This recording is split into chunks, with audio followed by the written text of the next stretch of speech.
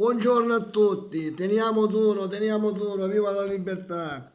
Niente, oggi volevo fare un appunto al dottor Vincenzo De Luca, il presidente della regione Campania. Mister, ma lei è un grandissimo, ma come mai non ha deciso in tempi non sospetti di entrare nel mondo del cinema, del teatro? Lei è sprecato, anche se forse in politica si può fare la stessa cosa, io la capisco a lei.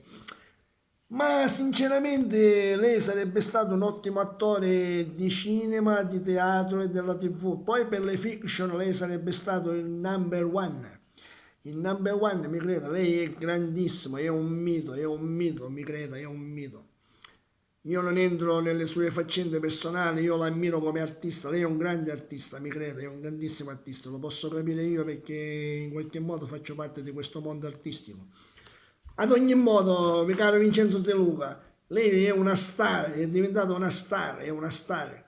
Grandissimo Vincenzo De Luca, sono diamantino da Catania a sua disposizione per qualsiasi confronto dove vuole lei, in qualsiasi sede. Ma non perché voglio fare qualcosa contro di lei, per divertirci insieme e berci un caffè a Napoli, a Margellino. Io sono un napoletano d'adozione. Ciao carissimo, ciao a tutti i napoletani, i fratelli, i miei fratelli, i napoletani siete i miei fratelli, la mia forza. Ciao a tutti e grazie sempre.